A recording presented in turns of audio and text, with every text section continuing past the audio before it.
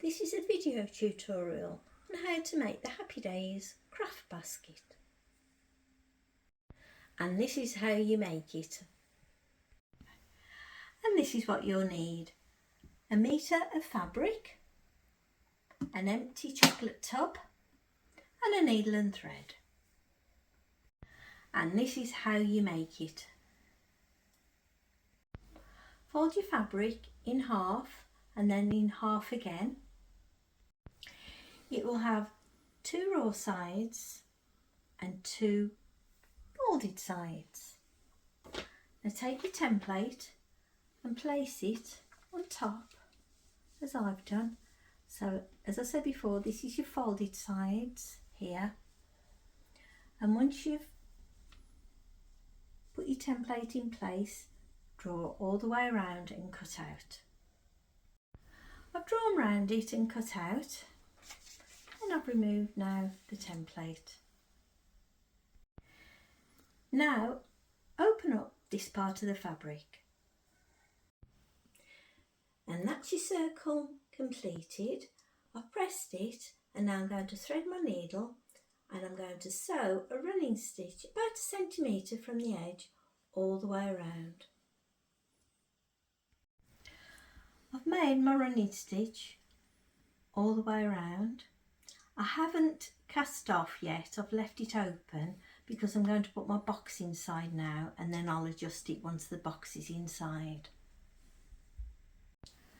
I put the tub inside the fabric and I've gathered up, and the gap here is about the size of an apple.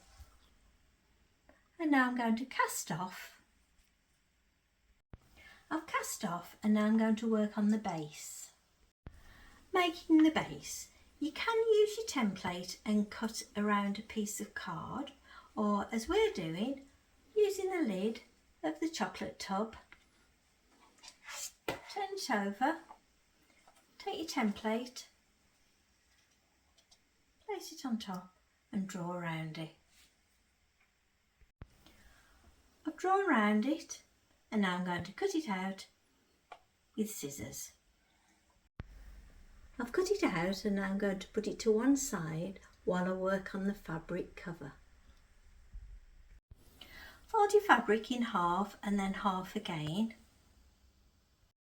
As before, we've got 2 folded sides and 2 raw sides.